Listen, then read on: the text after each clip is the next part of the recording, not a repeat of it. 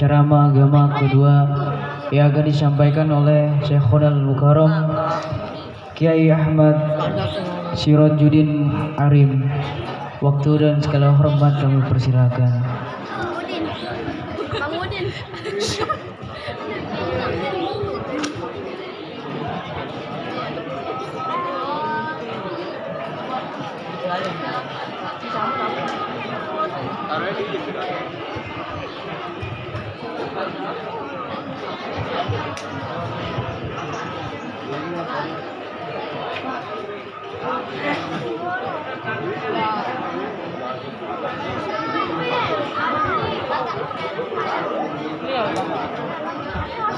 Sallu ala Muhammad.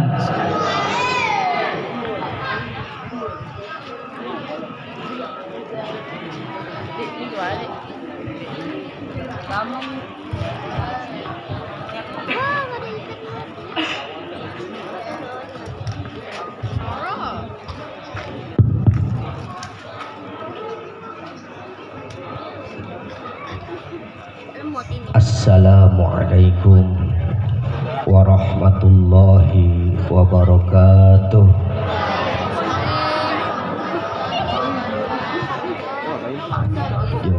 Uyak-uyakannya doang, Bu. Ini mah ceramah midnight, ceramah malam, kudu lebih hangat, Bu ya. Masya Allah. Sekali lagi, Bu ya. Assalamualaikum warahmatullahi wabarakatuh.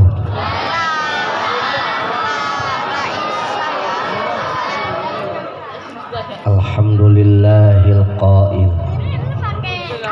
Subhanalladzi asra bi'abdihi laylan minal masjidil harami ilal masjidil aqsa. Wassalatu wassalamu ala sayyidina wa habibina wa syafi'ina wa qurrati a'yunina wa maulana Muhammadin sallallahu alaihi wasallama al-qail faradallahu ala ummati lailatal isra khamsina salatan wa ala alihi wa sahbihi wa mawalah.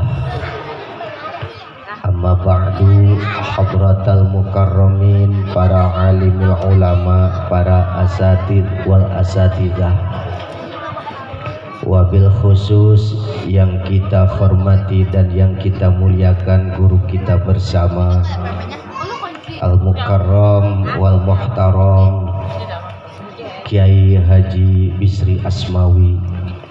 Kita doakan mudah-mudahan beliau selalu disehatkan badannya oleh Allah Subhanahu wa ta'ala, diberikan umur yang panjang, diberikan keberkahan ilmu dan rizkinya, dan mudah-mudahan ditambah-tambah keberkahan hidupnya. Amin ya Rabbal.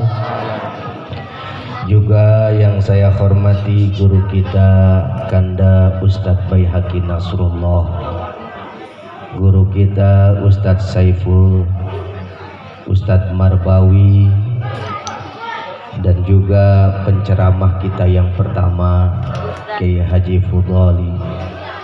Kita doakan juga para guru-guru kita, mudah-mudahan dipanjangkan umurnya dalam keadaan sehat walafiat, ditambah-tambah keberkahan ilmu dan rizkinya, dan mudah-mudahan ditambah-tambah keberkahan hidupnya. Amin ya Rabbal. Para aparatur pemerintah, Bapak Lurah, RT, RW, mandor dan staf yang lainnya yang hadir, yang saya tidak sebutkan satu persatu, namun insya Allah tidak mengurangi rasa hormat dan ta'zim saya. Para sepuh bini sepuh, para tokoh masyarakat, para remaja, wabil khusus grup baju hijau. Bu, untungnya ngadain acaranya malam ini. Kalau seandainya siang jam 12:30 pakai baju hijau, waduh, silo kayaknya ini ya Bu ya. Kita doakan mudah-mudahan jerih payahnya, tenaganya, pikirannya dan hartanya yang dikeluarkan mudah-mudahan dibalas oleh Allah Subhanahu.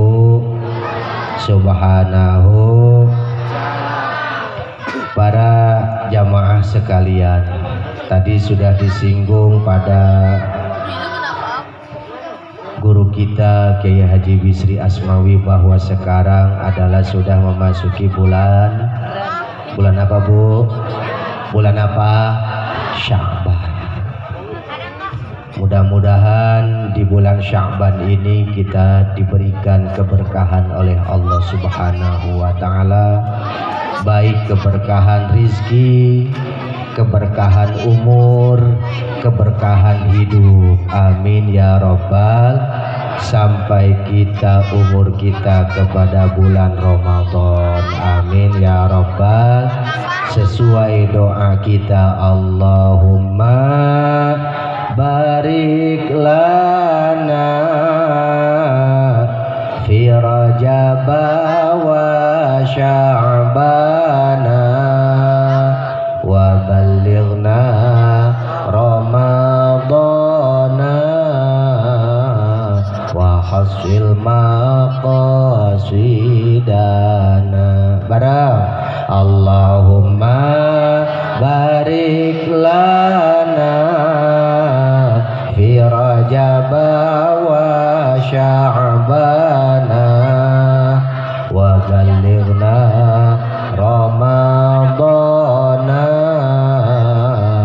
wa hasil maqasidana. Allahumma barik lana fi Rajab wa Sya'bana wa ballighna Ramadana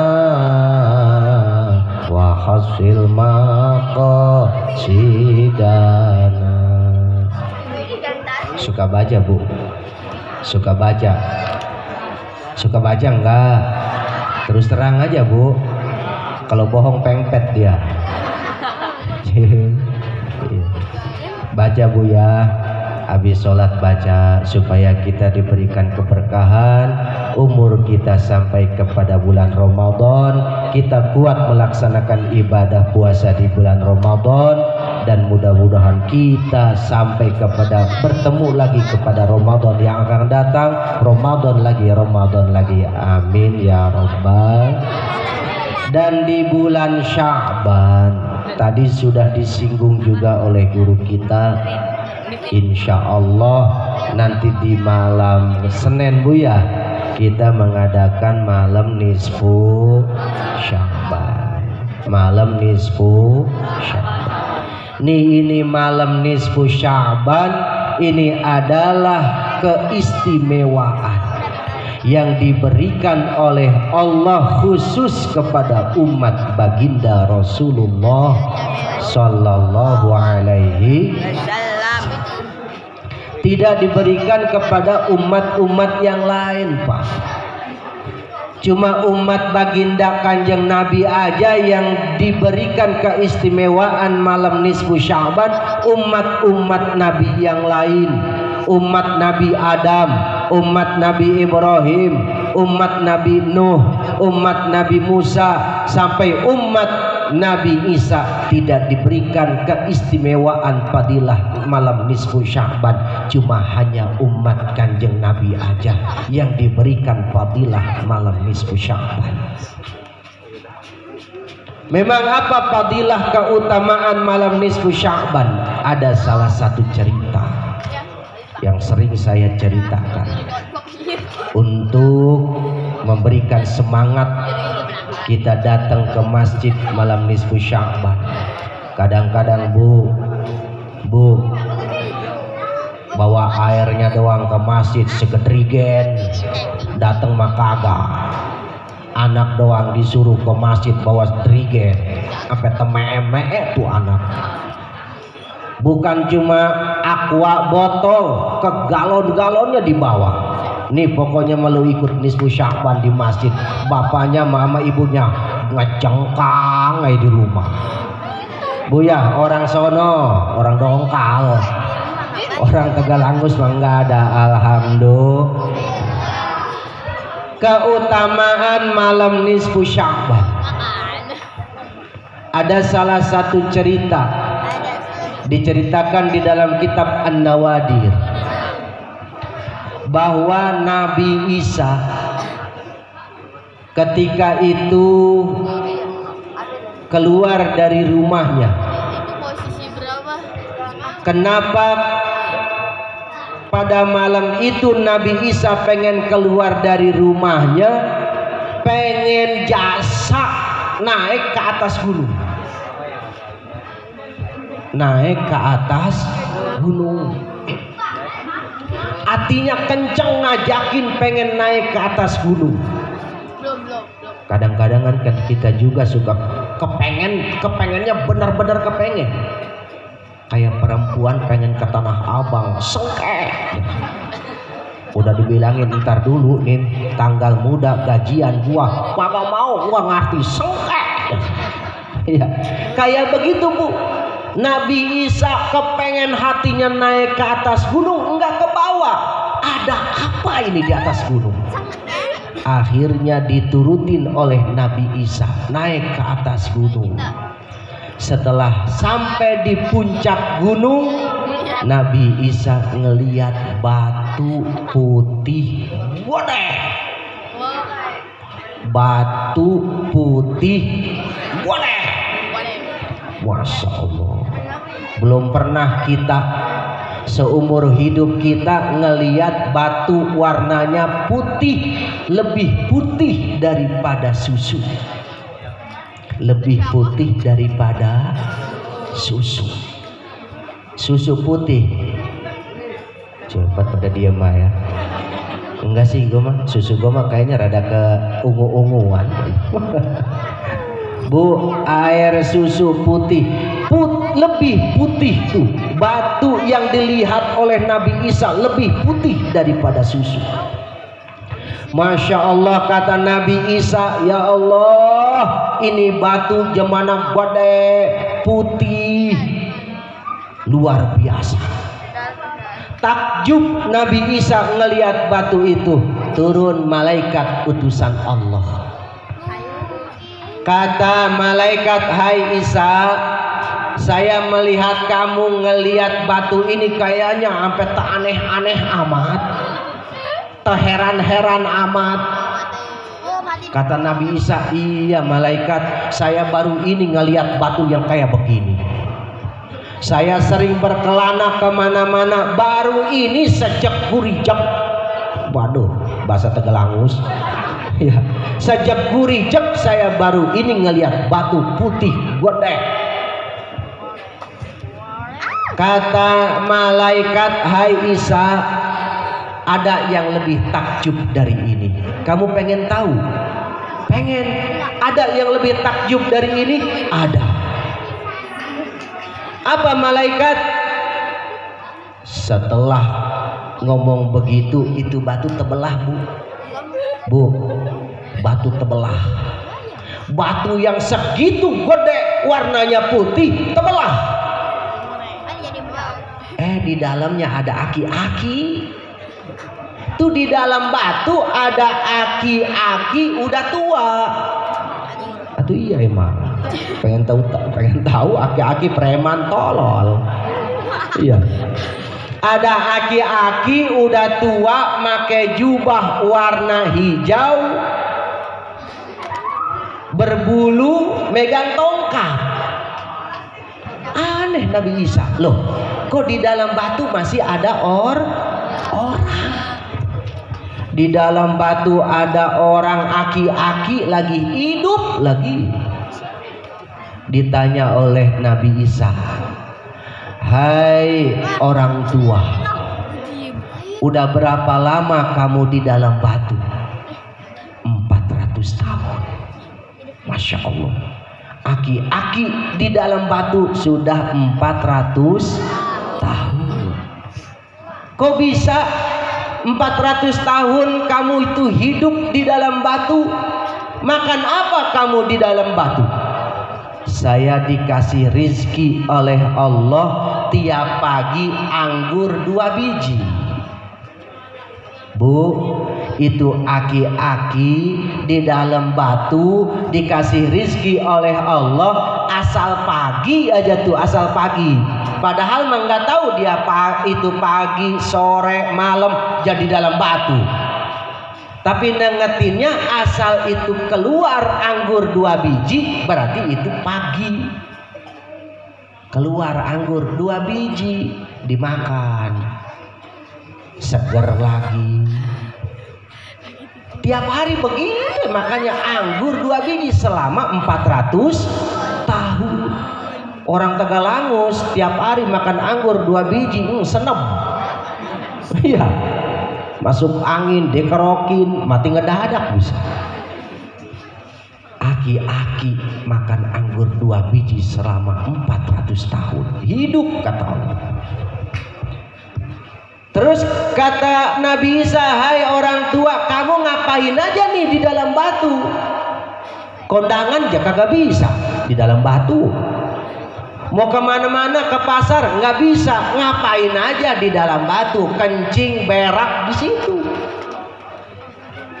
Apa kata orang tua? Saya zikir di dalam batu ini selama 400 tahun. Zikir aja.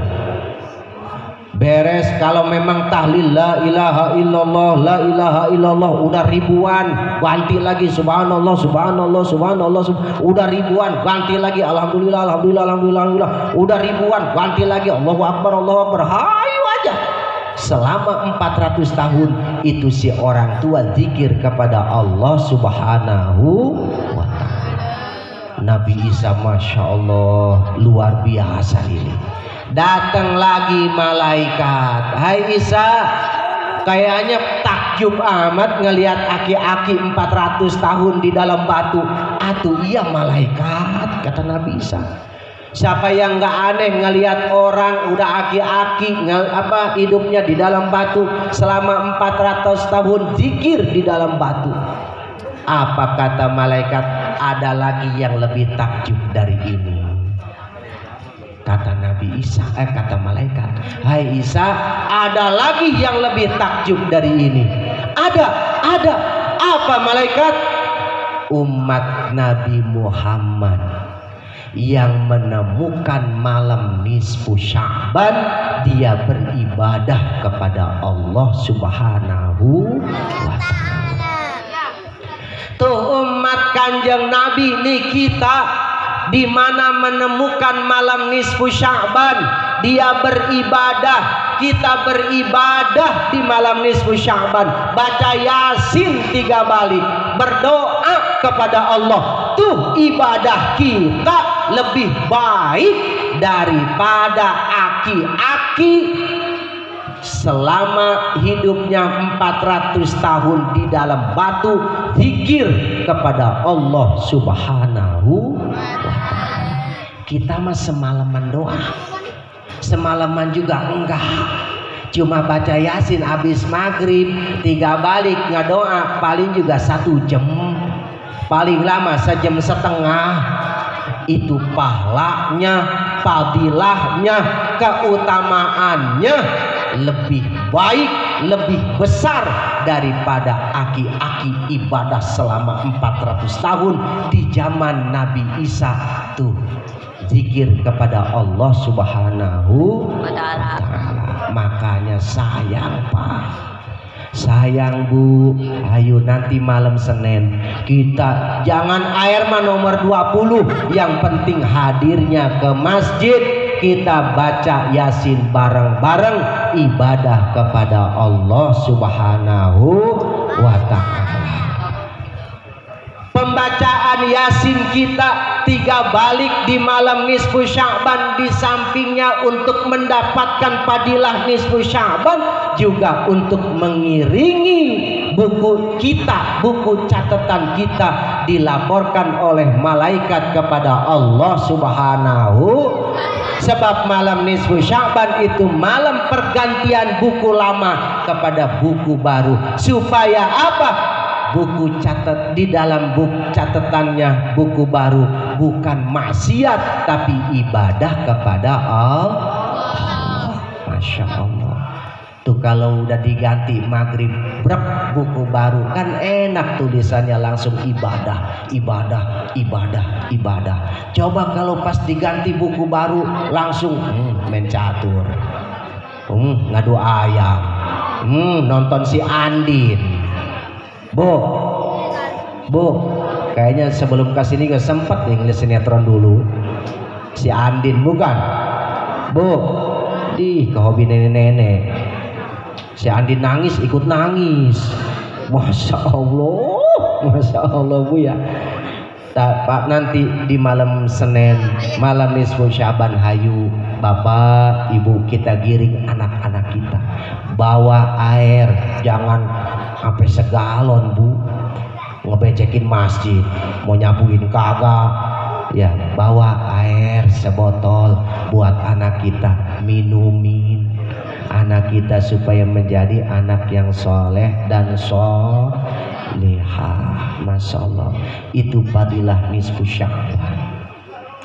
Selanjutnya dari peristiwa Isra Mi'raj tadi sudah dibahas oleh guru kita penceramah pertama bahwa Kanjeng Nabi setelah Isra Mi'raj dapat salah satu perintah yaitu yang namanya heran ini sama ibu-ibu matanya mau melotot Bu, yang namanya sholat. Isra Mi'raj, Kanjeng Nabi di Isra Mi'rajkan oleh Allah itu adalah mendapatkan oleh-oleh yaitu diperintah melaksanakan sholat. Bukan hanya ke Kanjeng Nabi, kepada umatnya semua supaya suruh sholat. Yang pertama awalnya 50 waktu minta dikurangin jadi 5 waktu. Tuh Allah memerintahkan kepada Kanjeng Nabi sholat, bukan hanya sholatnya, begitupun syarat dan rukunnya sholat. Bukan hanya hai Muhammad sholat dari takbiratul ihram sampai salam, bukan. Tapi Allah memerintahkan kepada Kanjeng Nabi sholat, bukan hanya sholatnya doang, tapi syarat sholatnya juga diperintahkan oleh Allah. Apa syarat sholat? Kudu menghadap kiblat, kudu apalagi menutupi aurat. Hai Muhammad, ketika kamu sholat wajib kudu menutupi aurat. Hai Muhammad, ketika kamu sholat wajib kudu menghadap kiblat. Hai Muhammad, di mana kamu sholat wajib kudu suci daripada hadas, baik hadas besar ataupun hadas kecil.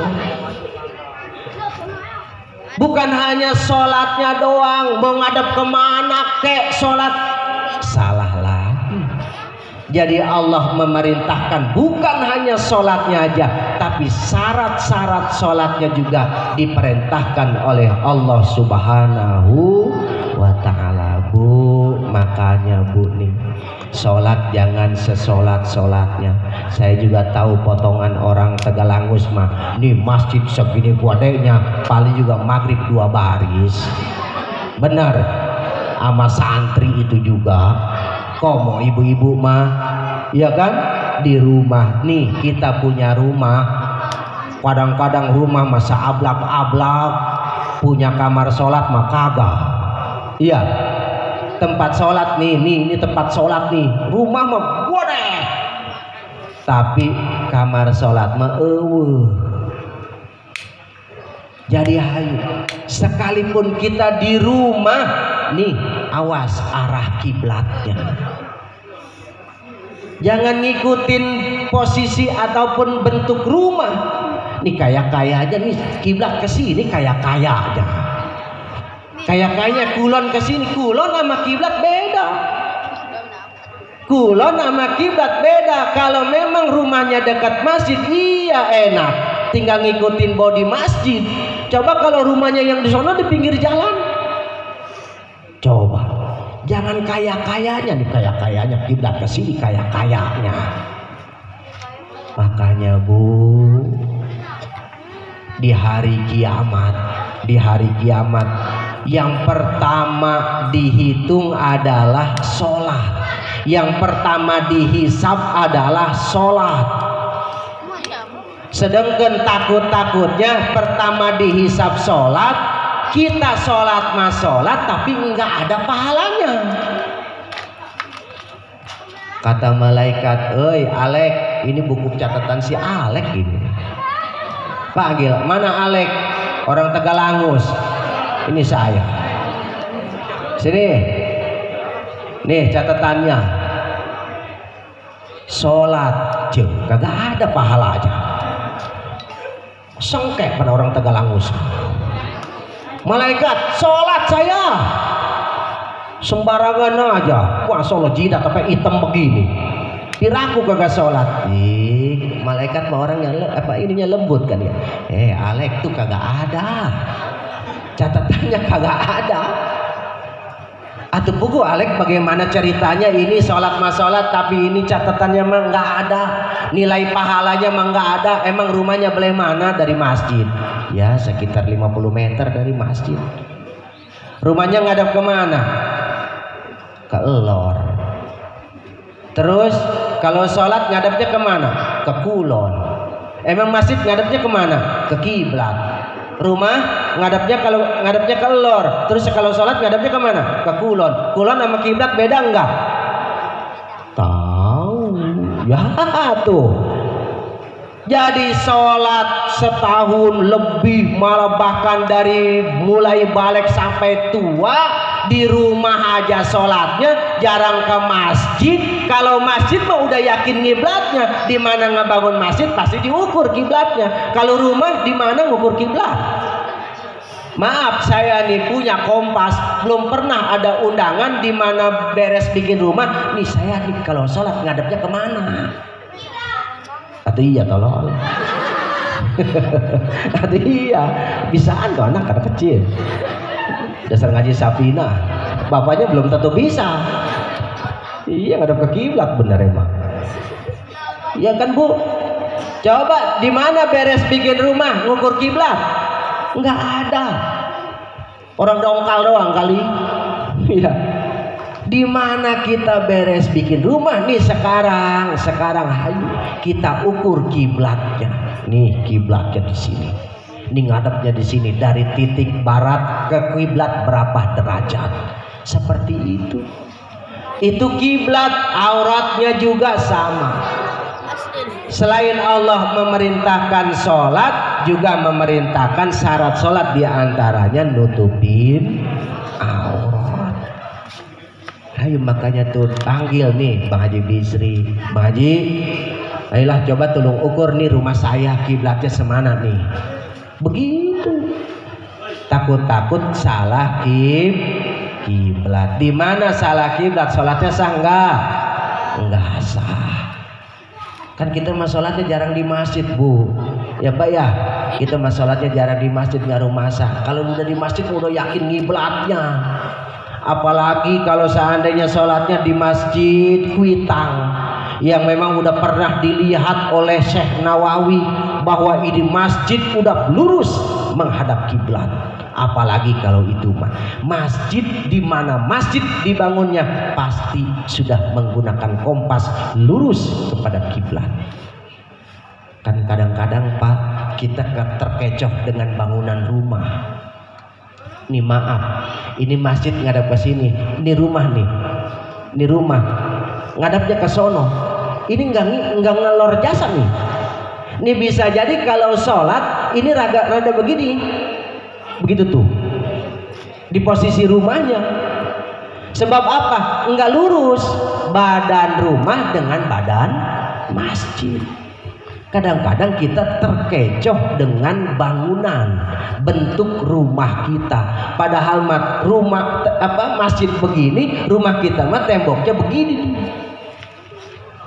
Akhirnya kita sholat ngadep salah. Di mana salah? Tidak sah. Maka daripada itu ayo kita sholat yang benar, kita ngaji yang benar. Ngaji mau jangan dulu ngaji apa-apa, sholat aja Pak. Susah ngebenerin sholat, susah. Masya Allah tuh ngejelasin Safinah emang bener tipis kitabnya mah, tapi kalau memang di surah panjang lebar luar biasa. Kita ngaji itu aja biar benar sholat kita, biar sah sholat kita. Di mana sholat kita sah, di mana sholat kita benar, maka termasuk konteks inna sholata tanha anil fahsya'i wal munkar. Sholat bisa mencegah kepada nahi munkar kalau memang sholatnya sudah mencukupi syarat dan rukunnya. Ada orang sholat maku sholatnya tapi main guaplema terus saja. Kenapa? Karena sholatnya tidak sesuai dengan syarat dan rukun sholat. Kita sholat sudah sesuai syarat dan rukun sholat, insya Allah nanti perbuatan jelek, perbuatan munkar insya Allah akan jauh dari kita dengan sebab barokah sholat. Ayo kita bareng-bareng rapihin sholat kita, kita ngaji di guru kita, baik itu adalah guru kita Kiai Haji Bisri Asmawi ataupun Ustadz Baihaqi Nasrullah, dan siapapun ayo kita ngaji, sebab enggak ada ruginya kalau udah bisa sholat. Itu pun udahan kita bodoh, anak-anak kita pun ayo kita didik di pondok pesantren, didik di majelis taklim, didik di madrasah. Insya Allah anak-anak kita terbentuk anak yang soleh dan solihah. Itu aja dari saya, mudah-mudahan ada manfaatnya, kurang lebihnya mohon maaf. Wassalamualaikum warahmatullahi wabarakatuh.